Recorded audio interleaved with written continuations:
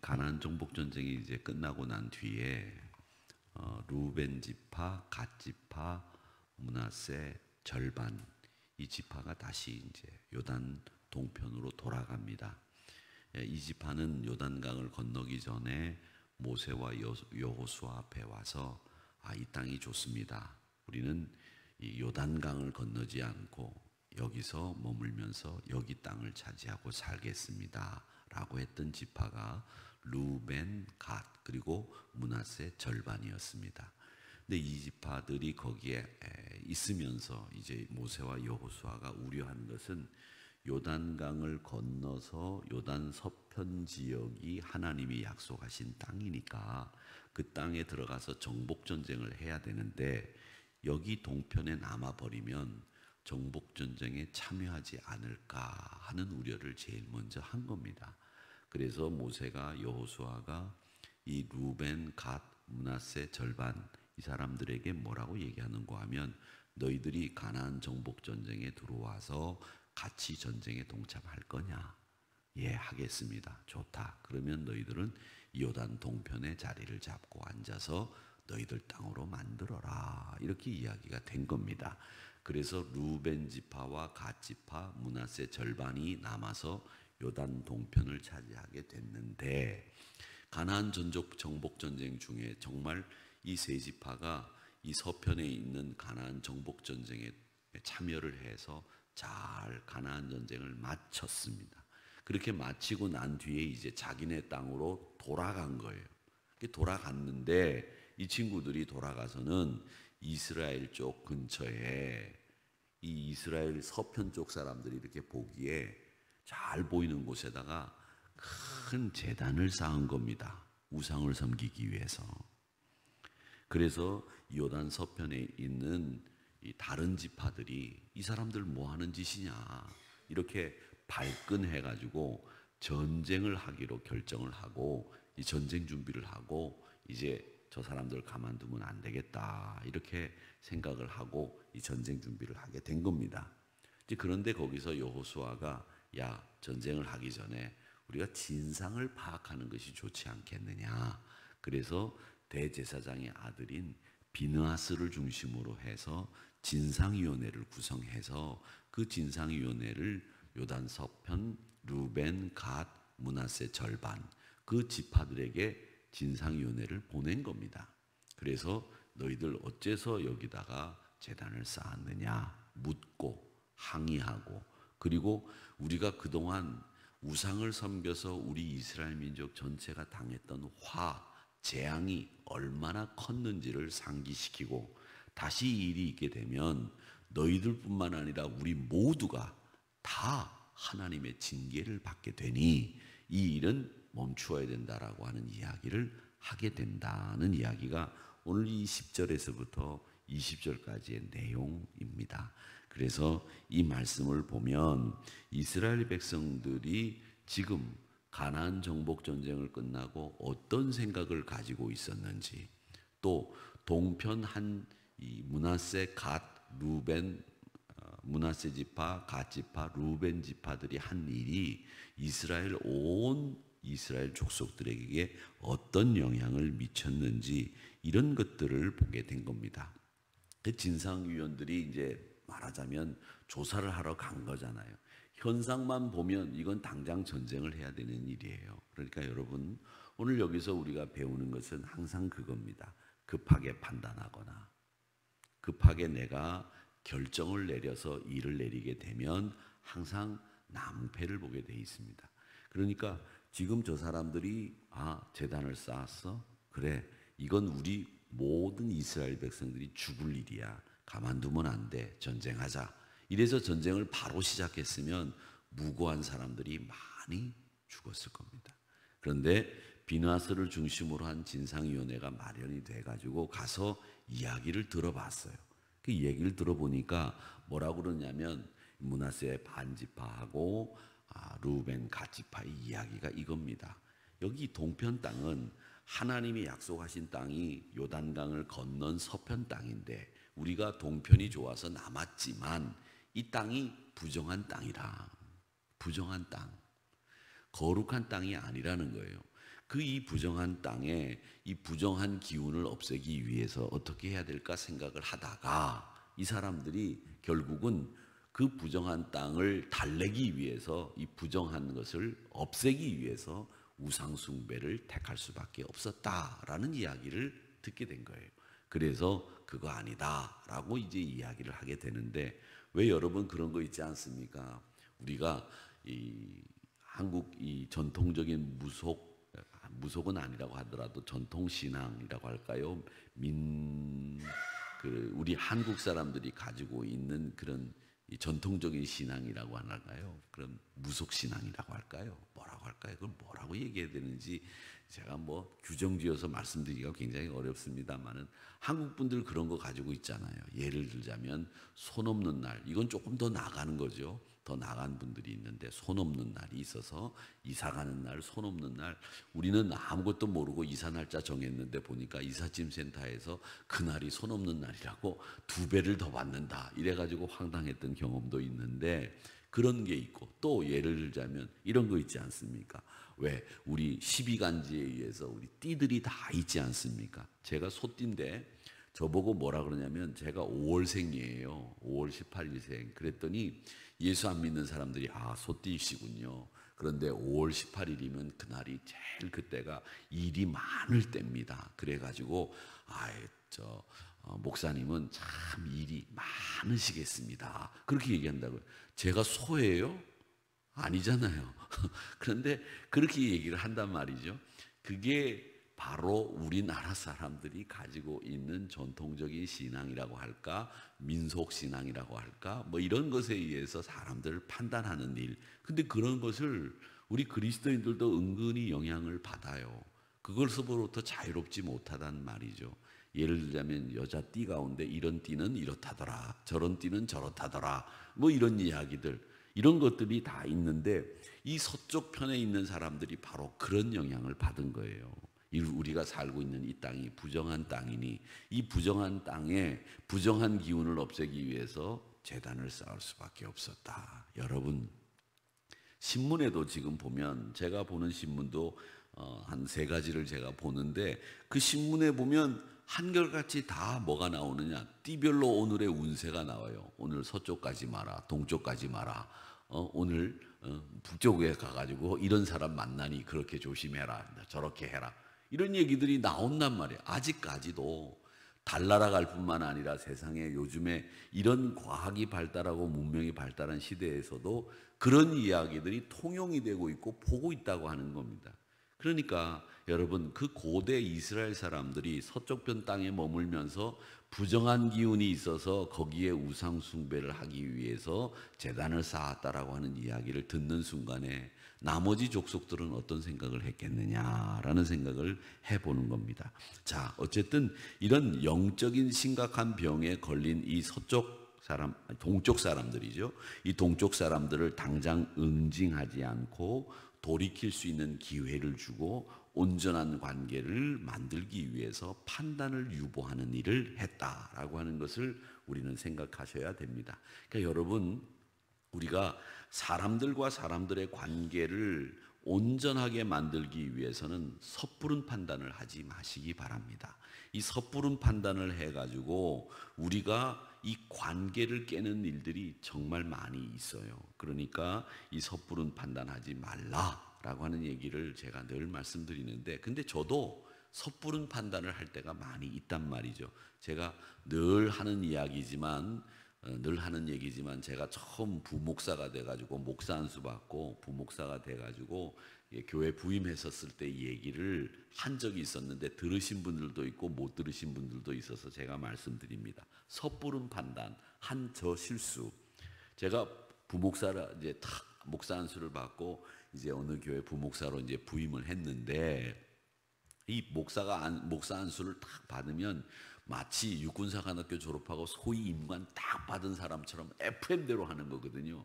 그래서 설교도 FM대로 하고 말이죠. 어떻게 설교해야 되느냐, 설교가 해석학적, 비유, 그다음에 알레고리, 설교 방법이 여러 가지가 있으니까 그 서로 설교하는 방법에 대해서 막 연구도 하고 막 FM대로 예배드리고 그러는데, 저 뒤에 앉아있는 장로님 같은 분이 말이죠. 남자분이 예배 태도가 굉장히 안 좋아. 정말 안 좋아. 다리를 올렸다 내렸다 말이 하고 막 손을 이렇게 하고 가끔 예배 태도가 안 좋은 분들인데 그 정도는 아닌데 그렇게 예배 태도가 안 좋은 거예요. 저 뒤에 앉으셔서. 오늘 거기가 본당이니까 그 교회도 좀 규모가 있는 교회니까 저 뒤에서 앉아 있는데 보여요. 이 목사는 설교를 하면서 이렇게 강대상에 서면 매일 여기 서니까 이렇게 여러분들이 이렇게 보입니다. 제가 늘 우스갯소리로 얘기하지만 여러분들이 아래로 핸드폰 보는데 핸드폰 글씨도 다 보인다니까요.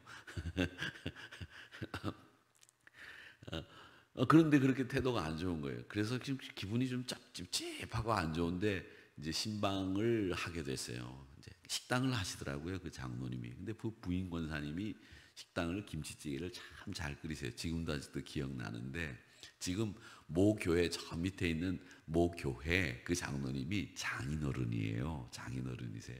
지금도 저한테 전화를 걸고 참 저를 아껴주시는 장로님이신데 신방을 딱 갔더니 목사님 예배 끝나고 난 뒤에 목사님 제가 예배 태도가 안 좋아서 기분 나쁘시죠? 기분 나빴지. 그런데 어떻게 대놓고 기분 나빴습니다 이렇게 얘기해요. 아니요. 그게 거짓말이지만 그렇게 얘기를 했어요. 그랬더니 그러면서 이제 보여주시는 거예요. 배를 보여주시는데 이 배에 살이 하나도 없어요. 살이 하나도 없는 거예요. 배가 등가죽에 붙었다는 말을 정말 제가 거기서 봤어요. 진짜 배가 등가죽에 붙어 있어. 여기 아무것도 없는 거예요. 쑥 들어가 있어요. 그러니까 이 배가 없으니까 앉아 있을 수가 없는 거예요.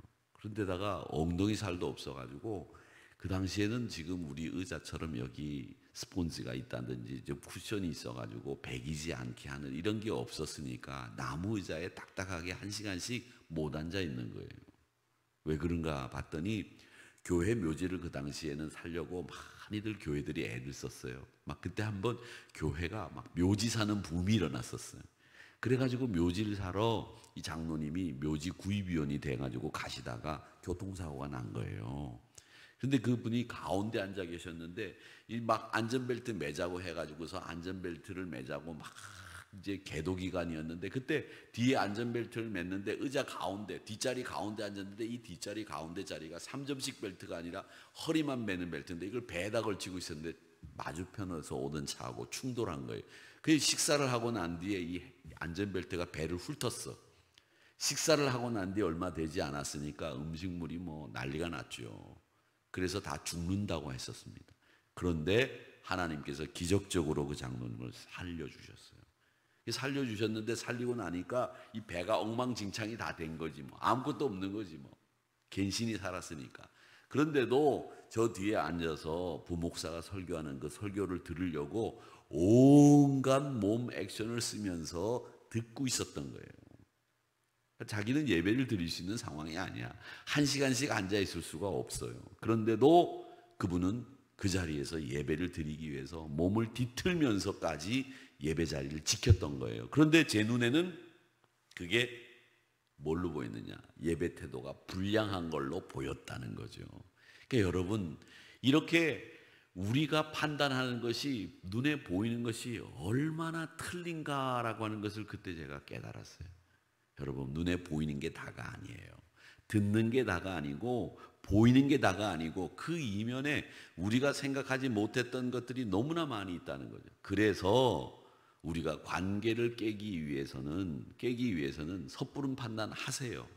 그런데 관계를 깨지 않으려면 섣부른 판단하지 않아야 되고 이야기를 잘 들어보고 판단하고 행동해야지 어떤 이야기만 듣고 판단하고 어떤 것만 보고 판단하게 되면 항상 실수하게 돼 있는 것이 우리 사람들이라는 거죠.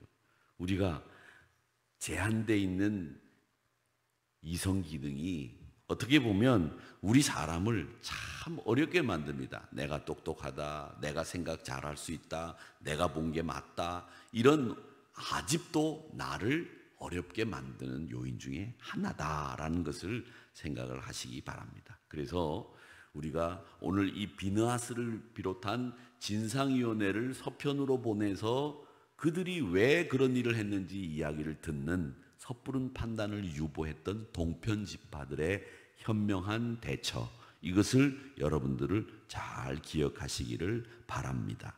자, 그런 다음에 그들은 어떻게 했느냐라고 하는 거죠. 그렇게 해서 그들이 어떤 이야기를 했느냐면 합리적인 대안을 제시하고, 그리고 그들을 감동시키고 그들이 이해할 수 있는 언어로 대화를 했다라고 하는 겁니다. 그러니까 여러분, 우리가 지금 대화하고 서로 이해할 수 있는 범위 내에서 한 발짝 물러서는 것, 그것이 이 관계를 위해서 꼭 필요한 일이다라는 겁니다. 여러분, 어떤 공동체든지 그 정체성과 연합을 훼손하는 가장 대표적인 원인이 뭐냐? 그건 관계를 깨는 섣부른 판단이고, 또 그렇게 관계를 깨고 난 뒤에는 회복하기가 쉽지 않은데, 그 회복을 위해서 우리가 해야 될 일이 뭐냐? 한 발짝씩 물러서는 거죠. 이해하는 거죠. 그리고 서로 이해할 수 있는 언어로 대화를 하는 것이 필요합니다. 그런데 지금 우리 한국 사회 보세요. 아주 강대강으로 나가지 않습니까? 경색돼 있을 대로 경색돼 있어서 대화가 안 되는 사회가 되어가고 있어요. 여러분, 대화가 안 된다. 세대 대 세대 간의 대화가 단절돼 있어요. 그렇지 않습니까? 뿐만 아니라 지역별로도 대화가 안 돼요. 말이 안 돼요. 말은 안 하고 있지만 속으로 다 사람들끼리 색깔을 정해놓고 사람들을 바라본단 말이죠. 요만한 조그만한 땅덩어리 안에서 서로 반목하고 갈등하고 생각 다르면 죽일 놈 살릴 놈 그런단 말이죠. 그리고 나가가지고서 그냥 머리 터지게 싸우고, 이게 지금 우리 한국 사회의 분위기예요. 여러분, 그러지 맙시다. 우리가 다 한국 사람이고 다 우리가 하나의 민족인데 우리가 왜 이렇게 됐는지 모르겠어요. 물론 저는 생각하기에 위정자들이, 대통령을 비롯한 위정자들이 우리 국민의 갈등을 부추기고 있다고 생각하는 건 저는 동감해요. 그러지 않아야 된다고 생각합니다. 그런데 우리 그리스도인들은 분명히 아셔야 됩니다. 우리를 이 땅에 보내신 이유는 뭐냐? 하나님이 우리를 화평케 하시려고 우리를 이 땅에 보내셨어요. 그래서 제가 그리스도인들이 추구해야 될 게 뭐냐? 정의가 아니라니까요. 제가 늘 말씀드리지 않습니까? 정의라고 하는 부분은, 의로움이라고 하는 부분은 그건 하나님이 하시는 부분이에요. 우리가 할 수 있는 부분이 아니거든요. 그런데 우리는 우리가 정의로운 부분을 감당할 수 있는 것처럼, 재판장으로 세우신 것처럼 판단해. 이게 우리 인간들이 저지른 실수 중에 하나예요. 여러분, 누구도 판단하지 마세요. 하나님이 나를 재판장으로 세우신 적이 없어요. 하나님은 나를 누구로 세웠느냐?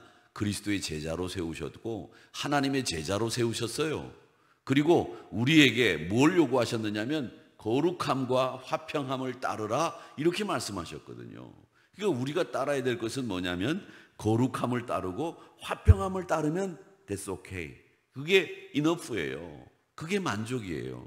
그런데 우리는 화평케 하는 자로, 거룩함을 추구하는 자로 살게 하지 않고 나를 재판장으로 삼으신 것처럼 생각하고 산단 말이죠. 그래서 실수를 하게 되는 겁니다. 이스라엘 백성들이 그런 가운데서도 오늘 이 문제를 잘 해결할 수 있었던 이유는 신속하게 반응했고, 또 서로 양보하는 태도를 취했고, 지혜로운 신중한 태도가 동족 간의 피 흘림을 막을 수 있었다라고 하는 겁니다. 그러니까 여러분, 싸움이라고 하는 것을 보면 이런 생각을 하잖아요. 왜 한쪽을 무너뜨려 가지고 완전히 무너뜨리고 붕괴시키고 박살내고 그러면 이길 것 같죠? 여러분, 이기지 못합니다. 싸움에서는 그렇게 무너뜨리려고 하는 싸움은 절대 이기지 못합니다. 싸움은 무너뜨리려고 하는 것이 아니라 하나님이 기뻐하시는 일들을 위해서 싸울 때에 세워지는 것이지, 그거 이외에 무너뜨리려고 하는 생각, 한쪽을 망하게 하려고 하는 생각, 한쪽을 실패하게 하고 한쪽을 끌어내리려고 하는 생각을 가지면 못 이긴다는 거예요. 그게 잘못된 생각이라는 거죠. 그래서 여러분, 제일 중요한 것은 형제로, 자매로 인정하고 진리 안에서 함께 일어서려고 하는 생각을 할 때 거기서 승리가 있는 거고, 거기서 화평이 일어나는 거예요. 그러니까 여러분, 누구를 끌어내리고 누구를 무너뜨리고 누구를 주저앉히고 이런 생각하지 마세요. 그런 생각은 이기는 싸움이 아니에요. 이길 수가 없어요. 함께 일어서려고 힘을 합해서 함께 살려고 힘을 합해서 싸우는 그 싸움이 이기는 싸움이죠. 누구를 무너뜨리고 누구를 망하게 하는 싸움은 이기는 싸움이 아니라니까요. 여러분 그걸 아셔야 됩니다. 우리 그리스도인들은 그런 싸움을 하는 사람들이 아니에요. 우리 그리스도인들은 세워주기 위해서 힘을 합하고 눈물을 흘리고 땀을 흘리면서 싸우는 사람들이 우리 그리스도인들이지, 누구를 망하게 하고 누구를 무너뜨리고 주저앉히려고 하는 싸움에는 나서지도 마세요. 그건 그리스도인들이 나서야 될 싸움도 아니다라고 하는 것을 오늘 이 말씀을 통해서 배우게 되는 겁니다. 그러니까 오늘 이 희생하신 그리스도를 생각하면서 동편 지파들이 이 서편 지파들에 의해서 설득당하고 다시 한번 그 수축된 제단을 무너뜨리고 하나님 야훼 신앙으로 돌아가기 위해서 그들이 함께 섣부른 판단을 유보했던 그들의 행동들, 지혜로운 생각들, 이런 것들을 잘 배우셔서 우리는 누구를 무너뜨리기 위해서 싸우는 싸움이 아니라 함께 세워나가기 위해서 싸우는 싸움을 하는 사람들이다 라고 하는 것을 아시고 우리 그리스도인다운 하나님의 진리로 무장하는 저와 여러분이 되시기를 주님의 이름으로 축원합니다. 아버지